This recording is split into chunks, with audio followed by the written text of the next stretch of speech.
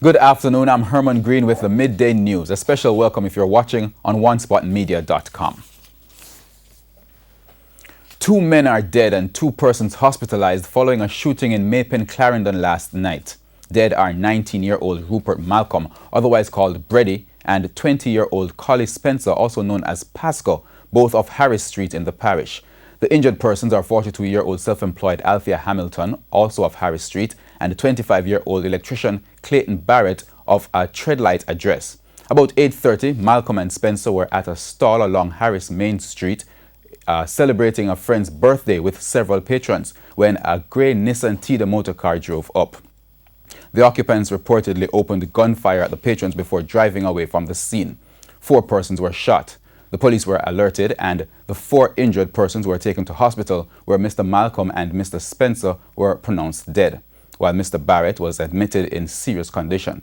Ms. Hamilton was treated and released. No motive has been established for that shooting. The Ministry of Education says some headway has been made in the investigations of the beating of the Dean of Discipline at the Anchovy High School in St. James last year by students at the institution. The video, which was circulated on social media, shows several female students attacking and injuring the Dean of Discipline after he tried to quell a dispute between 2 female students. The video has again raised the issue about safety and security in schools, with persons questioning whether the security guards on the compound could have intervened before the incident escalated. But what are the measures that have been implemented to prevent such recurrences? TVJ News spoke with the ministry's Chief Education Officer, Grace McLean.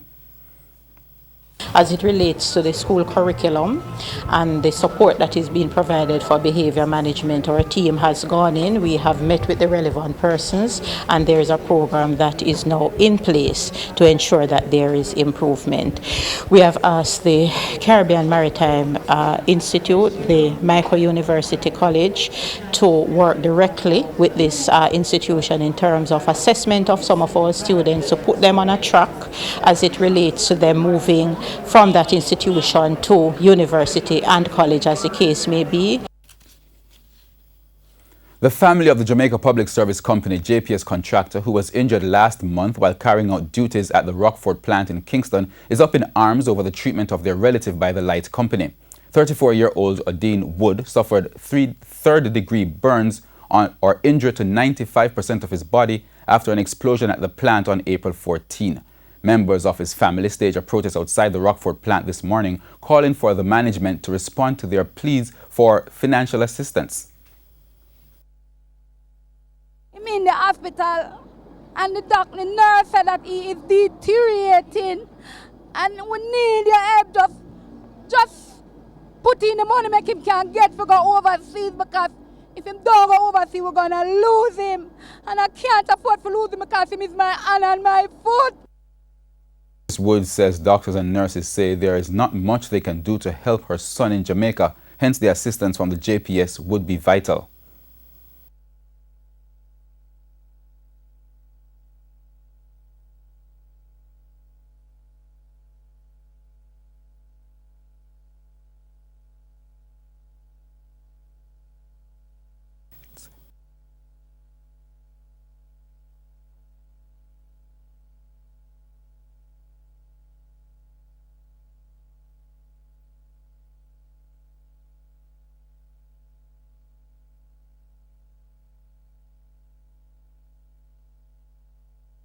The doctor said if it was 50%, they could have managed it, but it passed it. Please, me I beg you now, render the assistance to him because of funeral damage him. Right now, we not fix about the plant like we don't ever care about my son. Right now, the plant are fixed because insurance come and fix the plant. What about my son? Efforts to get a comment from the Director of Corporate Communications at the JPS were to no avail. Residents of Myersville in St. Elizabeth staged a protest in the community this morning following the closure of the local post office, which served the community for over 70 years. The placard-bearing residents told our news team that they were not notified about the closure. They said they turned up to retrieve their mails as usual Tuesday morning, only to find the doors locked.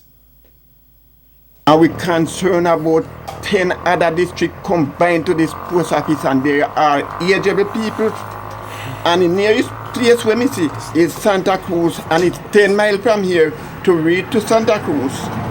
And even their little part program, they're not going to get it. And you just come in the community and take the post office out here. You must treat people right and put people first.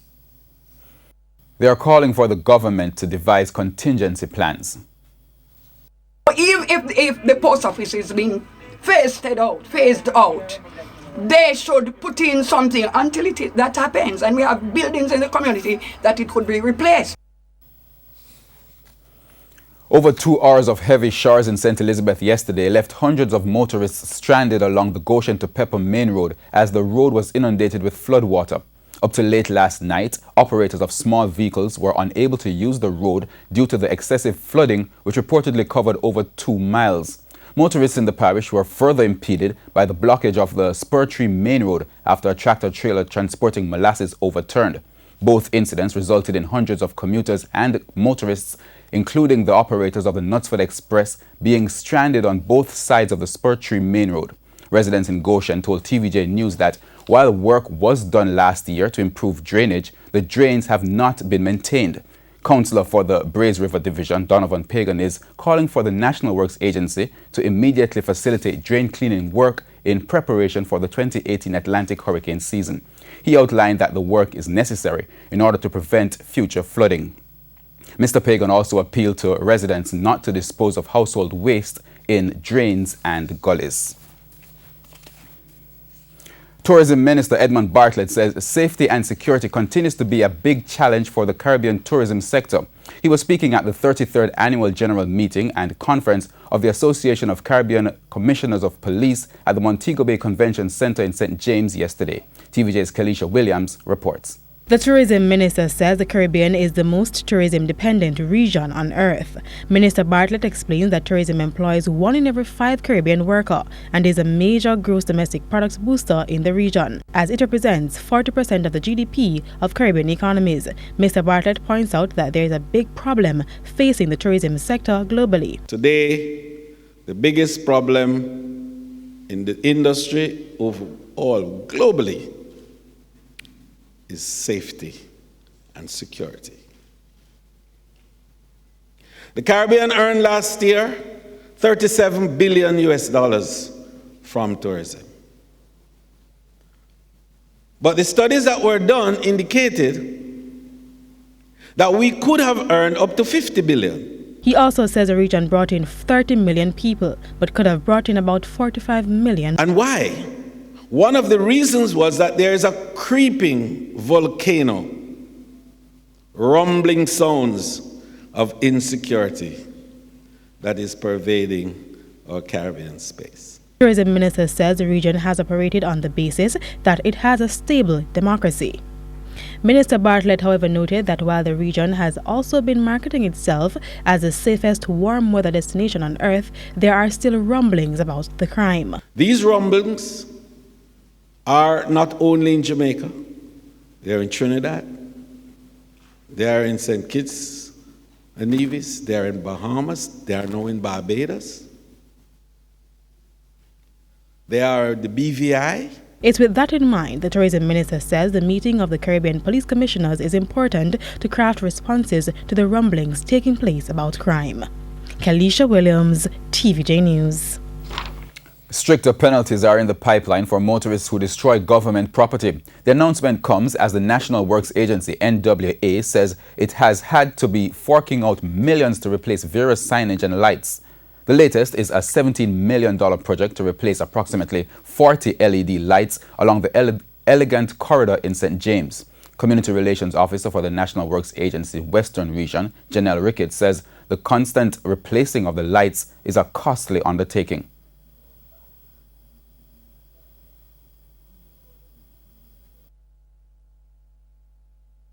Even as we put up some of these lights here, there have been accidents since we commenced this project in March. So we are having a constant problem with the damaging of these lights along this stretch. Since November, there have been about 64 lights which have been damaged.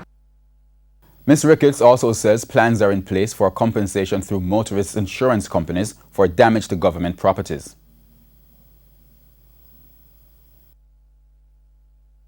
But there are many factors involved in this which create challenges. For example, sometimes there is not information, particularly at nights when these lights are not done. So we are looking into the situation and trying to see the best way possible to address this situation that is really costing the government quite a tidy sum. Effort between the NWA and the Tourism Enhancement Fund. The age of 10-digit dialing for local phone calls in Jamaica is here. That's the word from the Office of Utilities Regulation, OUR, which says by the end of this month, persons will have to make that adjustment when making a call. This means persons will now have to dial the usual area code for Jamaica, 876, or a new area code, 658, along with the 7-digit number of the person they are calling. Speaking on TVJ's Smile Jamaica on Tuesday, Public Relations Specialist at the OUR, Elizabeth Bennett Marsh, said with another area code being added, different persons may have the same 7-digit number but with different area codes. She added that the use of 10 digits is to prevent persons calling the wrong number. We fully anticipate that persons will be dialing 7 digits still, because that's a habit. We have a whole generation who don't know what it's like to not dial. We have a lot of generations. So if it is that you will hear a recording, again, it's a standard recording, regardless of whether you're calling a flow line or a Digicel line, or you have a flow number or a Digicel number. The only thing that will change is probably the voice, because they will have their own person's voice. So you'll hear a standard message reminding you that we're now into 10-digit dialing, but we're going to allow you the call to go through. So is this but like, after that, you have to hang up and dial. An example.